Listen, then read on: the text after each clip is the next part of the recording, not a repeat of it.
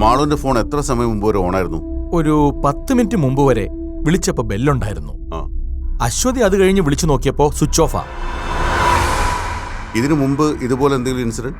I mean, കോളേജിൽ നിന്നോ വീട്ടിൽ നിന്നോ കുട്ടികൾ പിണങ്ങിപ്പോവുകയോ മാറി നിൽക്കുകയോ അങ്ങനെ എന്തെങ്കിലും? നോ, ഇല്ല. ചെറിയ ചെറിയ കാര്യങ്ങൾക്ക് വാശി പിടിക്കുകയും വഴക്ക് കൂടുകയും ചെയ്യുന്നല്ലാതെ ഇതുപോലൊന്നും ഉണ്ടായിട്ടില്ല. വാശി പിടിക്കലും വഴക്കടിക്കലും ഒക്കെ അവിടുത്തെ കുട്ടിക്കേ ഉണ്ടായിരുന്നുള്ളൂ. ഇവിടുത്തെ കുട്ടി അങ്ങനെ പോലും ചെയ്തിട്ടില്ല.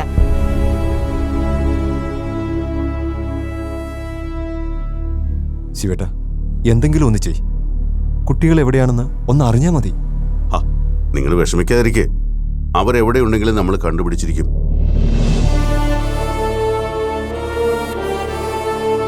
അധികം ദൂരമൊന്നും പോകാൻ വഴിയില്ല. എവിടെയെങ്കിലും ഒന്ന് മാറി നിൽക്കുക. അതുവഴി എല്ലാവരും ഒന്ന് സമ്മർദ്ദത്തിലാക്കുക. അത്രയൊക്കെ അവർ ഉദ്ദേശിച്ചിട്ടുണ്ടാവുള്ളൂ. ഇങ്ങനൊരു സംശയം തോന്നിയപ്പോഴേ എന്നെ അറിയിക്കായിരുന്നില്ലേ? മുരളി അശ്വതി അത് പറഞ്ഞതാണ്. വേണ്ടെന്ന് പറഞ്ഞത് ഞാനാ. ഒന്ന് റിലാക്സ്ഡ് ആവുമ്പോൾ അവർക്ക് പോരെന്ന് വിചാരിച്ചു. സാരമില്ല. കൺട്രോൾ റൂമിലും സൈബർ ടീമിനും ഡീറ്റെയിൽസ് കൊടുത്തിട്ടുണ്ട്. ഉടനെ എന്തെങ്കിലും ഇൻഫർമേഷൻ കിട്ടാതിരിക്കില്ല.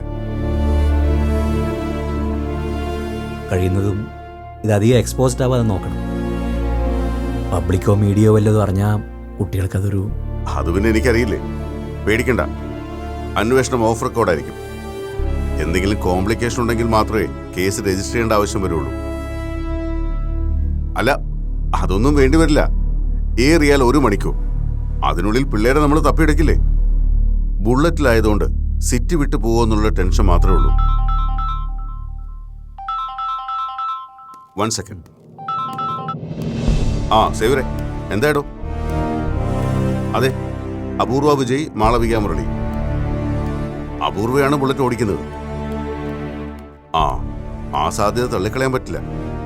ആ 2 പാർക്കിംഗ് ഏരിയ ഒന്ന് കവർ ചെയ്തേക്ക്. പിന്നെ സിറ്റിയിലെ മാളുകളിലും അതുപോലെ രാത്രിയിൽ പുറപ്പെടുന്ന ഇൻട്രസ്റ്റേറ്റ് ബസ്സുകളിൽ ഈ പേരിൽ ടിക്കറ്റ് വല്ലതും ബുക്ക് ചെയ്തിട്ടുണ്ടെന്ന് അറിയണം. വേഗം വേണം സേവരെ. എനിക്ക് വളരെ വേണ്ടപ്പെട്ട കുട്ടികളാ. ശരി. പിന്നെ ആ സൈബർ ടീമിനെ ഒന്ന് ഫോളോ അപ്പ് ചെയ്തേക്കണേ. വിത്തിൻ നോ ടൈം അവരെ നമ്മൾ പോയിന്റ് ഔട്ട് ചെയ്തിരിക്കണം.